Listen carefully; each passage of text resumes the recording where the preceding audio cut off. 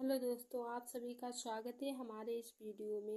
इसमें आपको जो साइंस पेडागोजी पेपर हमारा 2 साइंस पेडागोजी जो हमारी पूछी जाती है 10 नंबर की। तो वहाँ पे हमारा 2 टॉपिक हो चुके थे। तो जो हमारा दूसरा टॉपिक था science pedagogical analysis of concept of science, उसके बारे में हम समझा रहे थे आपको। तो हमने आपको वहाँ पे ब्लूम के वर्गीकरण के बारे में विस्तार से पढ़ाया था। तो ब्लूम के वर्गीकरण के बारे में पढ़ाया था और जो उनका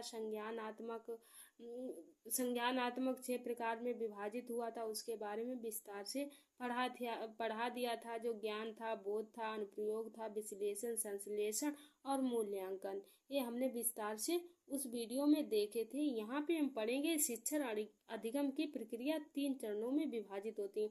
इसमें क्या है, जो शिक्षण अधिगम की प्रक्रिया 3 चरणों में विभाजित होती है, इसके बारे में हम पढ़ेंगे। जो हमारा सीटेट का टॉपिक है साइंस पेडागोजी पेपर 2। तो इसमें हम पढ़ेंगे पूर्व सक्रिय चरण, जो 3 अवस्थाएं होती, 3 चरण होते हैं, उनके बारे में हम पढ़ेंगे। तो इसमें क्या है, हमारा पूर्व सक्रिय चरण या प्रोएक्टिव चरण, तो इसे हम प्रोएक्टिव चरण भी कहते हैं। तो क्या है, पहला पॉइंट देख लेते, प्रवेश क्षमता का पता लगाना। इसमें क्या है, जो प्रवेश हो रहा है उसकी क्षमता का पता लगाना। बच्चा स्कूल में प्रवेश कर रहा है तो उसकी क्षमता का पता लगाना, वह उसके बारे में पता करना। तो क्या कहेंगे, प्रवेश क्षमता का पता लगाना अधिगम के परिणामों को बताते हुए, और जो अधिगम के परिणाम है उनको हमें बताते हुए सामग्री और अधिस्थ अवधारणाओं का विश्लेषण, अधिगम के प्रकार की पहचान करना, जो अधिगम है उसके प्रकार की पहचान करना। अब हम आगे देख लेते हैं, आगे हमारा इसका आगे हम पढ़ लेते हैं। आगे क्या है, संप्रदात्मक चरण। जो संप्रदात्मक चरण है उसके बारे, इसे अननोन क्रिया चरण भी कहते हैं। इसका दूसरा नाम क्या है, अननोन क्रिया चरण भी इसे कहते हैं। तो जो संवादात्मक चरण है, जो हमारा संवादात्मक चरण है, उसे अननोन क्रिया चरण भी कहते हैं। उसे क्या कहते हैं, अननोन क्रिया भी चरण कहते हैं। तो ये हमारे 3 चरणों में विभाजित किया था। प्रथम चरण क्या था, पूर्व सक्रियात्मक चरण था, और दूसरा हमारा क्या है, संवादात्मक चरण, जो संवादात्मक चरण होगा हमारा। तो इसमें हम क्या है, दूसरा नाम इसे अननोन क्रिया के नाम से भी जानते हैं। तो यहाँ पे हम देख लेते हैं, प्रोत्साहन, प्रस्तुति के तरीके, दृष्टिकोण तय करना। क्या करना, हमें प्रोत्साहन करना और प्रस्तुति के तरीके और दृष्टिकोण तय करना, और अपेक्षित शिक्षार्थियों की प्रतिक्रियाओं पर निर्णय लेना और प्रतिक्रिया देना। और क्या करना, हमें प्रतिक्रिया देना। अब इसमें तीसरा चरण क्या दिया गया है, मूल्यांकन, लास्ट। तो इसमें हम मूल्यांकन के बारे में पढ़ लेते हैं। इसमें मूल्यांकन, तो इस चरण में इच्छित अधिगम के परिणामों की उपलब्धि के उपकरण को निर्धारित करना शामिल होता है। मूल्यांकन क्या होता है, जो हम परिणाम होते, अधिगम के परिणाम होते, उनके उपलब्धि का हम क्या करते, पता लगाते हैं। बच्चे ने क्या क्या सीखा, तो इसके परिणाम क्या है।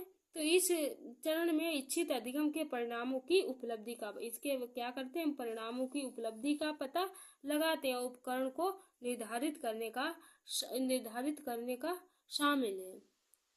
और आगे हम देखते हैं, आगे हमारा क्या दिया गया है, विज्ञान के पाठ को योजना बनाने के लिए 5 W और 1 H क्षमता रणनीति लागू करने के लिए आपको निम्नलिखित 4 मूल प्रश्नों के उत्तर देने होंगे। आपको क्या होगा, जो शिक्षक है उसे क्या है, विज्ञान के पाठ की योजना बनाने के लिए, जो हम पाठ की योजना जो शिक्षक बनाते हैं उनके लिए क्या होगा, 5 W और 1 H क्षमता रणनीति लागू करने के लिए आपको निम्नलिखित 4 मूल प्रश्नों के उत्तर देने होंगे। वे प्रश्न कौन कौन से हैं, तो उन्हें हम देखते हैं। किसे पढ़ाना है, छात्रों की आवश्यकताओं को समझना। क्या है, किसे पढ़ाना है, तो हमें क्या उसे शिक्षक को करना कि छात्रों की हमें आवश्यकताओं को, उनकी नीड, जरूरतों को समझना है कि बच्चे की जरूरत क्या है। कब पढ़ाना, उपरोक्त समय तय करना। और हमें उपरोक्त समय तय करना होगा शिक्षकों की हमें बच्चे को कब कौन सी चीज पढ़ानी चाहिए। और आगे देख लेते क्या पढ़ाया जाए और क्या पढ़ाया जाए। सामग्री अवधारणाओं का चयन करना, जो टीचिंग सामग्री होती है उनका चयन करना। क्यों पढ़ाया जाए और क्यों पढ़ाया जाए, अधिगम के परिणामों का निर्णय करना। और हमें बच्चों को क्यों पढ़ाना चाहिए, इसके अधिगम के परिणाम होते हैं उनका निर्णय करना। और कैसे पढ़ाएं, और हमें क्या करना है, कैसे पढ़ाएं। तो देख लेते हैं कैसे पढ़ाएं और कैसे मूल्यांकन करें। पढ़ाएं और कैसे मूल्यांकन करें। हमें ये क्या है, शिक्षक को पढ़ाएं और बच्चों को कैसे पढ़ाएं और उनका मूल्यांकन कैसे करें। तरीके और रणनीतियों का चयन और मूल्यांकन प्रतिक्रिया का निर्णय लेना। अब हम देख लेते हैं महत्वपूर्ण टॉपिक जो हमारे हर एक पेडागोजी में पूछा जाता है, बहुत वेरी वेरी इम्पॉर्टेंट है, तो इसे हमें विस्तार से बहुत समझना चाहिए। हमारे हिंदी, इंग्लिश, मैथ, साइंस सारे जहाँ पूछा जाता है। जो राष्ट्रीय पाठ्यचर्या की रूपरेखा NCF 2005, इसके बारे में हम पढ़ लेते हैं। जो NCF 2005 है तो विज्ञान में दिया गया, इसके बारे में पढ़ लेते हैं। इसके क्या निर्देश थे तो इसके बारे में पढ़ लेते हैं। जो NCF 2005 निर्देशक था, क्या है, दिशा निर्देशक था। जो NCF 2005 था, क्या था, दिशा निर्देशक प्रदान करता है। जो शिक्षक उसे दिशा निर्देशन प्रदान करता है, जिसके साथ शिक्षक और स्कूल उन अनुभवों का चयन कर सकते हैं। जिसके अनुसार क्या कर सकते हैं, शिक्षक और स्कूल के अनुभवों का चयन कर सकते हैं और योजना बना सकते हैं। और इसके आधार पर क्या कर सकते हैं, योजना को बना सकते हैं जो उन्हें लगता है कि बच्चों के पास होना चाहिए और शिक्षक को लगता है कि बच्चों के पास होना चाहिए। तो क्या बच्चों के पास होना चाहिए, उसके बारे में क्या करते हैं, योजना बना लेते हैं। ये पाठ्यक्रम में सुधार करने और कक्षा के भीतर बाहर अधिगम के अनुभवों को लाने का प्रयास करता है। ये क्या कर रहा है, NCF 2005 पाठ्यक्रम में सुधार, जो पाठ्यक्रम है उसमें सुधार लाने के लिए और कक्षा में जो भीतर और बाहर का अधिगम है, बच्चे का जो भीतर और बाहर का अधिगम और अनुभव को, जो भीतर अंदर का अनुभव है और बाहर का अनुभव, उसे क्या है, अनुभवों को बाहर लाने का प्रयास करता है। और क्या दिया गया, ये ध्यान दिया जाना चाहिए कि स्कूल में विज्ञान पढ़ाने के लिए पूछताछ आधारित दृष्टिकोण का सुझाव दिया गया है। इसमें क्या है, शिक्षक को याद रखना है कि जो विज्ञान पढ़ाते समय क्या है, शिक्षक को ध्यान दिया जाना चाहिए कि स्कूल में विज्ञान पढ़ाने के लिए पूछताछ होती है आधारित दृष्टिकोण का सुझाव दिया गया है। इसमें कौन सा सुझाव दिया गया, शिक्षक को प्रश्न पूछताछ बच्चे पर आधारित दृष्टिकोण का सुझाव दिया गया। पूछताछ और निर्णय लेने पर आवश्यक कौशल निम्नलिखित हैं। कौन कौन से इस पर कौशल है उनके बारे में हम पढ़ लेते हैं। तो किसी समस्या को पहचानने का कौशल, किसी समस्या है तो उसे क्या करना, उसे पहचानने का कौशल। और क्या है, परिकल्पना विकसित करने का कौशल, जो परिकल्पना है उसे विकसित करने का कौशल, खोज करने का कौशल और परिकल्पनाओं को मान्य करने का कौशल और निष्कर्ष निकालने का कौशल। अब देख लेते हैं NCF 2005 जो राष्ट्रीय पाठ्यचर्या की रूपरेखा। जो NCF 2005 है, इन्हें हम क्या बोलते हैं, राष्ट्रीय पाठ्यचर्या की रूपरेखा के अनुसार विज्ञान पाठ्यचर्या के वैधता के बुनियादी मानदंड निम्नलिखित हैं। तो इनके कौन से मानदंड हैं उनके बारे में हम पढ़ लेते हैं। पहला क्या है, संज्ञानात्मक वैधता। जो संज्ञानात्मक वैधता है इसके बारे में पढ़ लेते हैं। तो इसके लिए ये आवश्यक है, इसके लिए क्या आवश्यक है कि पाठ्यचर्या की विषय वस्तु, प्रक्रिया, भाषा और शैक्षणिक अभ्यास आय और उपयुक्त और बच्चे की संज्ञानात्मक पहुंच के भीतर हो। क्या करना चाहिए, जो इसके लिए क्या है आवश्यक, जो पाठ्यचर्या की विषय वस्तु की प्रक्रिया, जो पाठ्यचर्या की विषय वस्तु है उसकी प्रक्रिया है, और भाषा और शैक्षणिक, जो शैक्षिक है और शैक्षणिक है, अभ्यास, आयु उपयुक्त, जो बच्चे की आयु है उसके भीतर, उसकी पहुंच के भीतर होना चाहिए कि बच्चा जितने साल का है कि या जितना समझ सकता है, अगर 8 क्लास का बच्चा है उसे 9th क्लास की बुक पढ़ाए तो उसके समझ में नहीं, तो क्या है उसका संज्ञानात्मक पहुंच के भीतर होना चाहिए, उसके भीतर ही होना चाहिए। तो इसका क्या है, संज्ञानात्मक वैधता। आगे हम देखते हैं आगे हम समझते हैं जो दिया गया है प्रक्रियात्मक वैधता। प्रक्रियात्मक वैधता के बारे में समझ लेते हैं, जो प्रक्रियात्मक वैधता दी है। तो देख लेते प्रक्रियात्मक वैधता।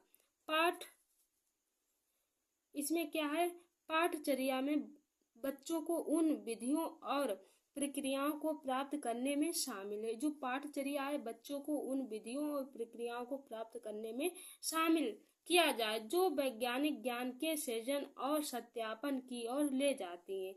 तो क्या है जो प्रक्रियात्मक वैधता, इसमें क्या है, पाठचर्या में बच्चों को उन विधियों, जो पाठचर्या है बच्चों को उन विधियों और प्रक्रियाओं को प्राप्त करने में शामिल किया जाए जो वैज्ञानिक लोग हैं उनके ज्ञान के जो सृजन और सत्यापन, जो चीज उनने सत्यापन किए उनकी ओर ले जाती हूँ, उसकी ओर क्या करें, बच्चे को ले जाना चाहिए। प्रक्रिया वैधता का एक महत्वपूर्ण मानदंड है क्योंकि ये छात्रों को विज्ञान को सीखने के लिए अधिगम में मदद करती है।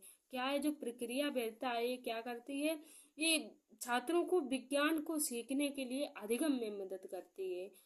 और हम देख लेते हैं ऐतिहासिक वैधता। ऐतिहासिक वैधता के बारे में पढ़ लेते हैं जो ऐतिहासिक वैधता दी गई है। तो क्या ऐतिहासिक वैधता, विज्ञान पाठचर्या को ऐतिहासिक परिप्रेक्ष्य से सूचित किया जाए। जो विज्ञान की पाठचर्या है उसे क्या करें, इतिहास से जोड़े, तो क्या उसे सूचित करा जाए, तो जिससे बच्चे को ये समझने में सक्षम होना चाहिए कि विज्ञान अब छर जाए और समय के साथ कैसे विकसित होता है। क्या है, विज्ञान की अवधारणाएं समय के साथ कैसे विकसित होती हैं। इससे बच्चे को ये समझने में सक्षम होना चाहिए कि विज्ञान की अवधारणाएं के समय के साथ कैसे विकसित होती हैं।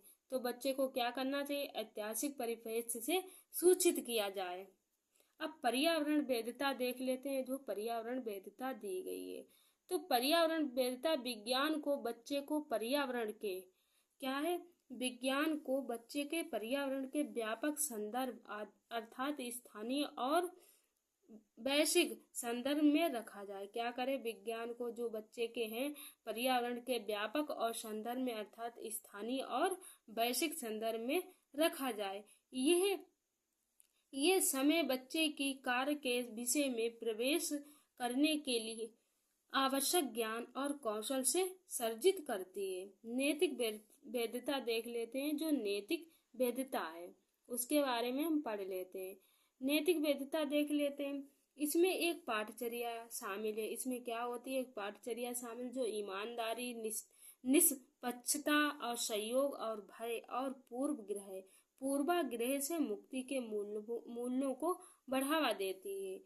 ये शिक्षार्थी में जीवन और पर्यावरण के संरक्षण के लिए क्या है, सरोकार पैदा करती है। विज्ञान की कुछ महत्वपूर्ण विशेषताएं। अब क्या हम पढ़ेंगे, विज्ञान की जो महत्वपूर्ण विशेषताएं उनके बारे में पढ़ लेते हैं। तो क्या है, अलौकिक मिथकों की व्यवस्था नहीं करता। जो विज्ञान है क्या है, जो अलौकिक मिथक है उनकी व्याख्या नहीं करता है। विज्ञान केवल घटनाओं के साक्ष्य का संग्रह नहीं है।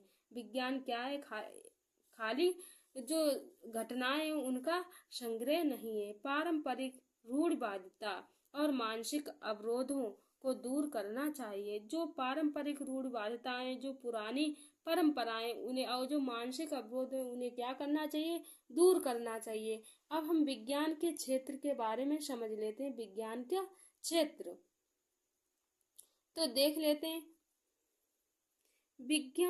ज्ञान के एक निकाय के रूप में विज्ञान क्या है, एक निकाय के रूप में विज्ञान है। ये प्रयोगात्मक होता है। विज्ञान कैसा होता है, प्रयोगात्मक होता है।